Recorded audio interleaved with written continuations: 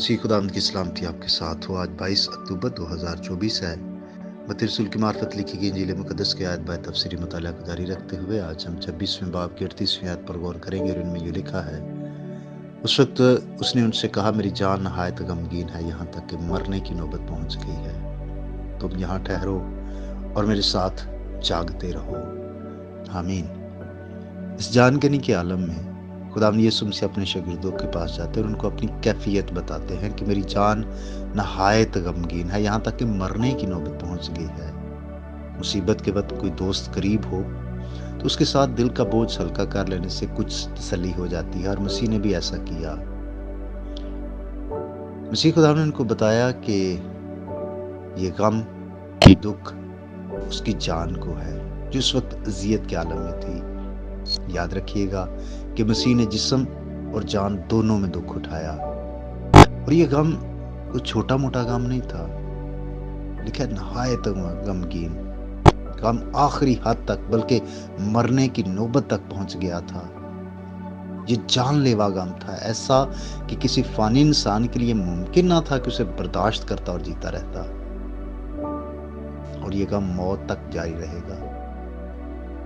वो अब गमगीन और बेकरार होने लगा, और उस लम्हे तक होता रहा जब तक सलीब पर उसने अपनी जान कुर्बान नहीं की।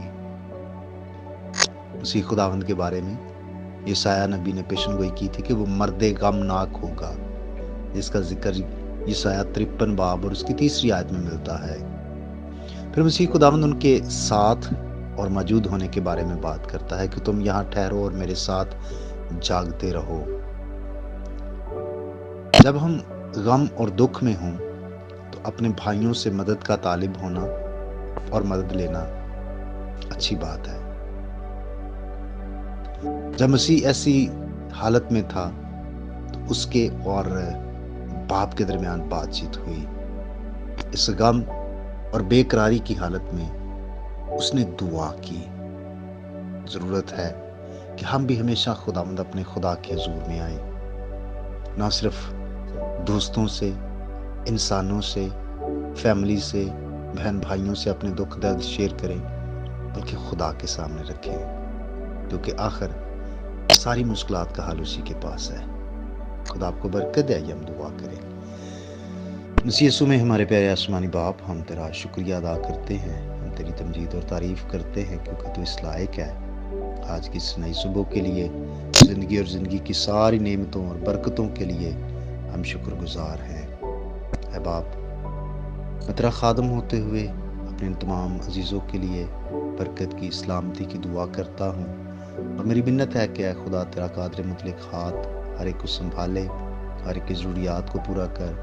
ख़ास तौर पर जो बीमार हैं उनकी सेहत याबी के लिए, और जो किसी दुख, तकलीफ़ और परेशानी में हैं उनकी बहाली के लिए दुआ करता हूँ।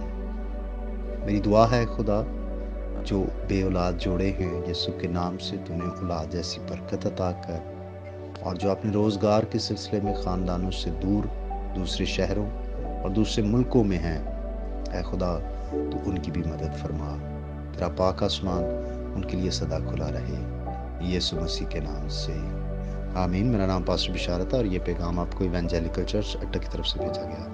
तक हमारा चैनल सब्सक्राइब नहीं किया तो अभी सब्सक्राइब करें और बेल आइकॉन को क्लिक करके हमारी लेटेस्ट वीडियोस के बारे में अपडेट जानें।